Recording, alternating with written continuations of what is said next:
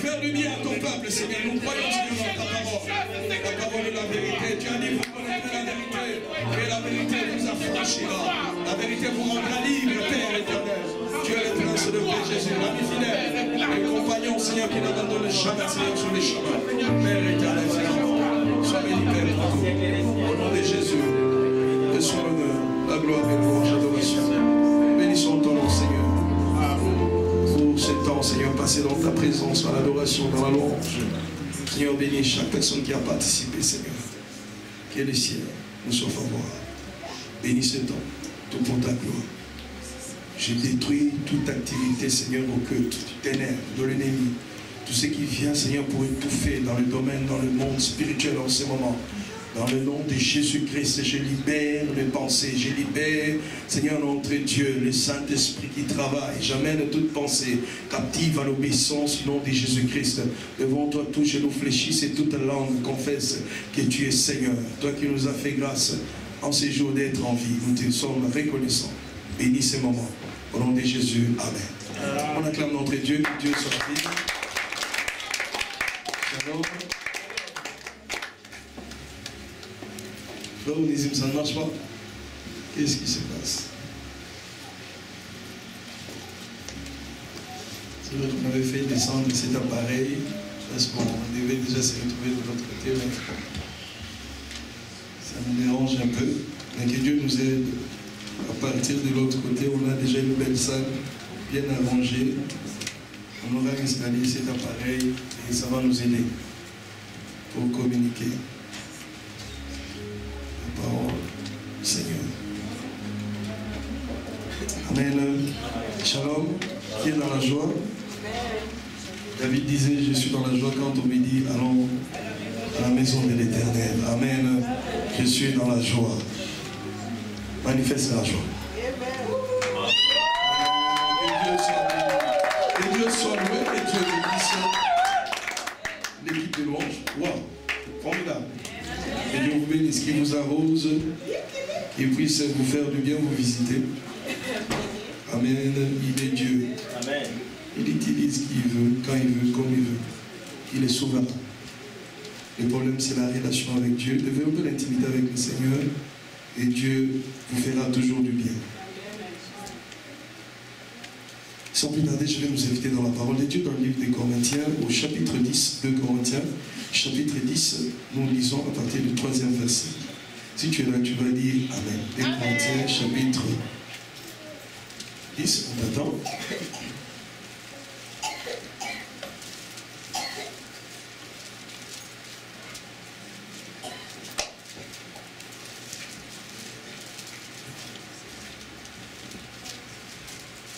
Nous sommes là. Est-ce que nous pouvons lire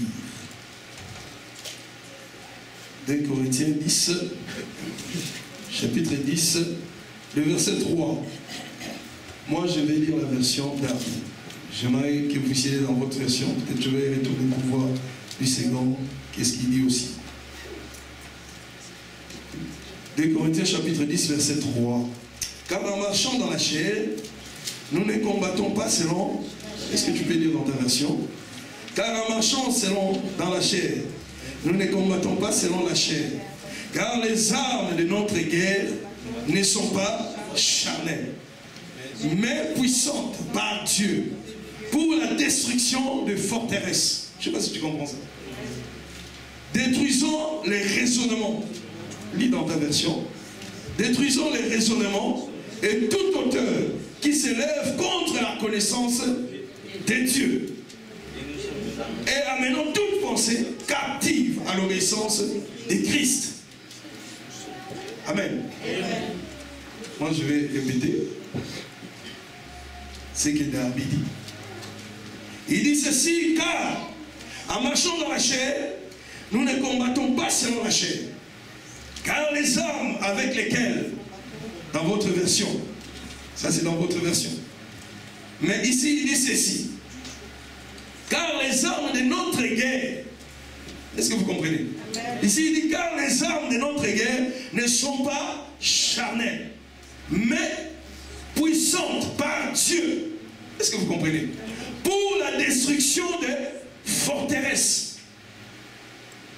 détruisons les raisonnements et toute hauteur qui s'élève contre la connaissance de Dieu.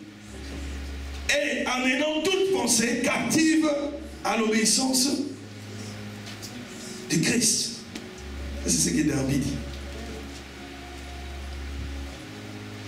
Mais Louis II dit ceci.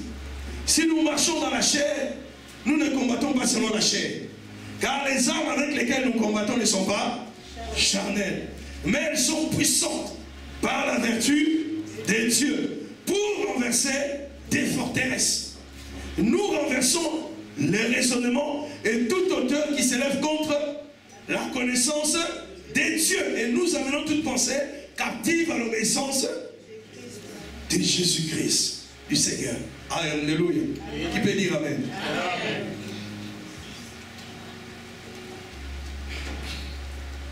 Et j'aime ce qu'Éphésiens chapitre 6.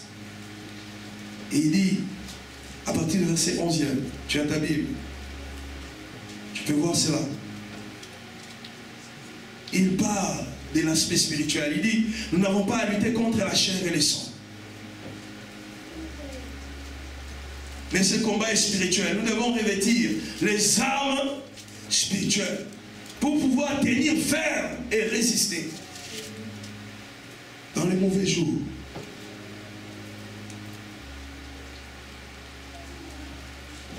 Les armes avec lesquelles nous combattons sont spirituelles. Comment détruire les forteresses? Est-ce que je parle à quelqu'un? Comment détruire les forteresses? Vous savez, les combats de certaines personnes, ça part de leur pensée. Les combats de certaines personnes, c'est leur pensée. La Bible dit, l'homme est tel est l'objet de ses pensées. Tel que tu penses, tel que tu es. Il y en a, ils sont comme des prophètes de malheur. Ce qu'ils pensent, c'est ce qui arrive. Est-ce que nous sommes là? Amen.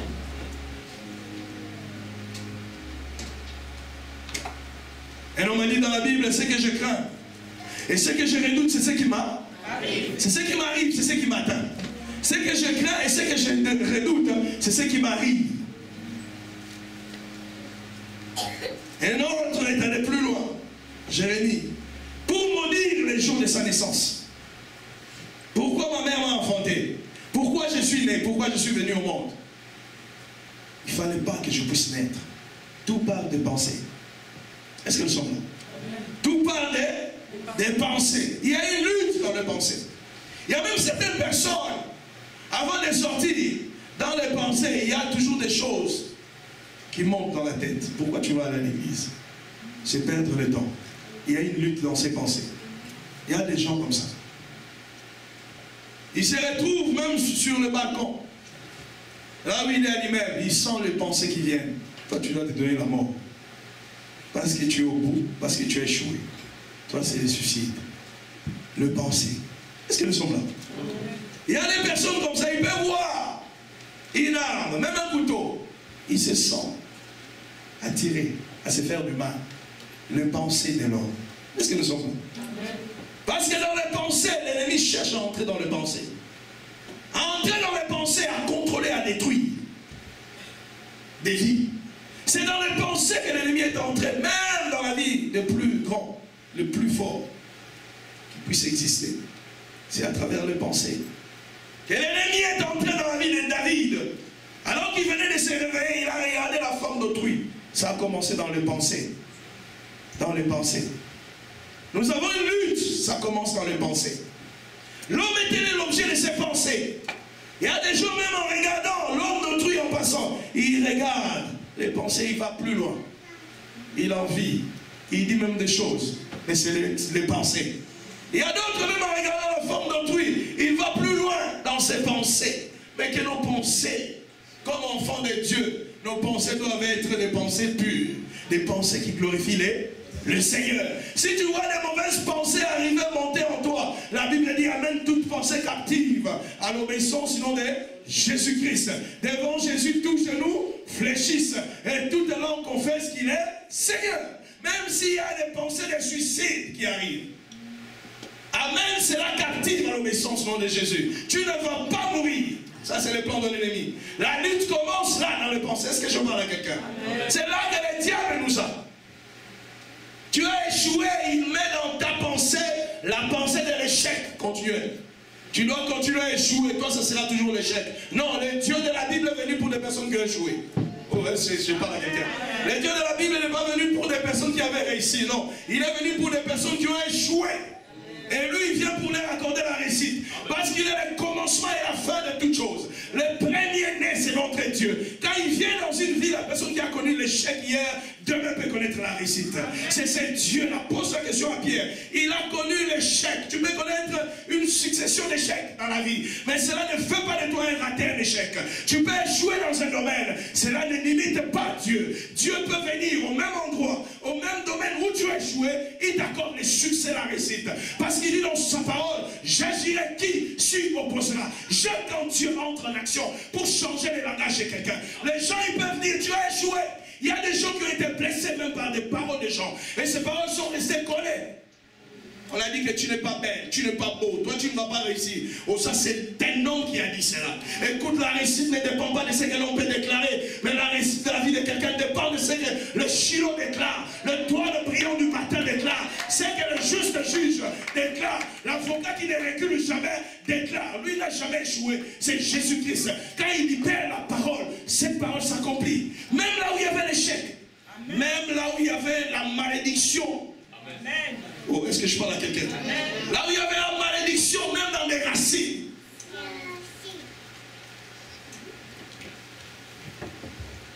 Si nous marchons dans la chair, nous ne combattons pas selon la chair.